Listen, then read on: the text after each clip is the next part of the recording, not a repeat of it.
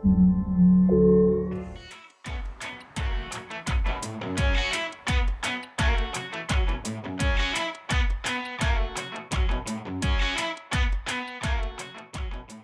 tähistame siis Lilleküla päästekomando 90. juubelit. 21. juulil 1932 valmis siis arhitekt Herbert Johansoni projekti järgi toonane Pelgulinna tuletõrjekomando.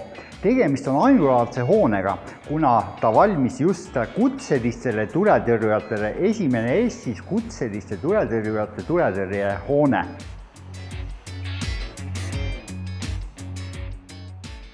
Komandos oli projekteeritud komandopeerlikule korter, valvemeeskondadele ruumid ning garaažid ja koheselt leiti ka finantseeringuid, et osta uuemat tuletõrjetehnikat tuletõrjeautode näol.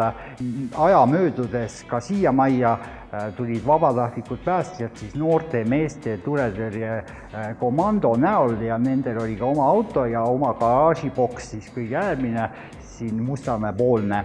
Nii et juba toona oli ühine päästevõrgustik, mis on tänapäeval Päästeameti fookusteemaks üheks elanikkonnakaitse kõrval. Ühtne päästevõrgustik, vabatahtlik ja kutseline pääste on kõik üks tervik, nii et juba esimese Eesti Vabariigi aeg oli selles majas ühine valveteenistus, ütleme niimoodi, ning peab silmas pidama ka seda, et tänapäeval on see ühtne päästevõrgustik väga hästi just Lilleküla komandos esindatud, et igapäevaselt on siin 1–2 vabatahtlikku päästjat valves. Lilleküla päästekomando on väljakutsete arvu poolest Eestis kõige suurema väljasõidukoormusega komando. Lilleküla komandol on kõige rohkem väljakutseid õnnetustele ja sündmustele Eesti Vabariigis.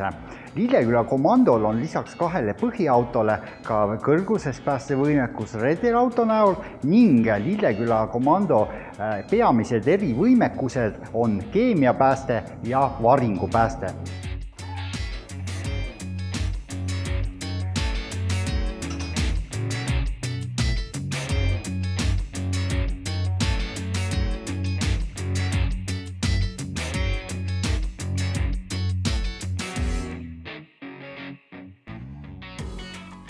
Igasuguseid varinguid juba tänagi sel päeval on juhtunud, meil rõdusid on alla kukkunud ja hooneid varisenud, nii et varingud pääste on ühe Päästeameti fookusteema ehk siis elanikkonna kaitsemehhanismi kõige olulisem osa.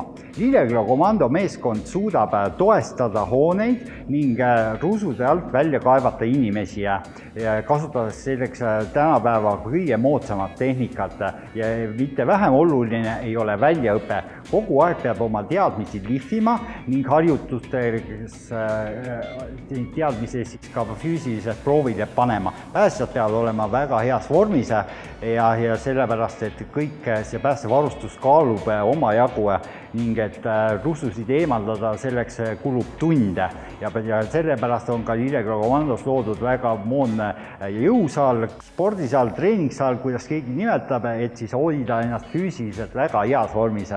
Paralleelselt varingutega võib juhtuda ka keemiaõnnetus, nii et Lilleküla päästjatel on tänases Eestis kõige parem keemiapäästevarustus, keemiapääste konteineri näol ja ka seal peab oma teadmisi kogu aeg värskendama ja sellist asja ei tohi mitte kunagi juhtuda, et päästjad lähevad sündmuskohale ning nad ei tea, kuidas oma varustust kasutada. Varustus uueneb ja teadmised peavad ka sellele järgi jõudma, et seda varustust õigesti ja efektiivselt kasutada.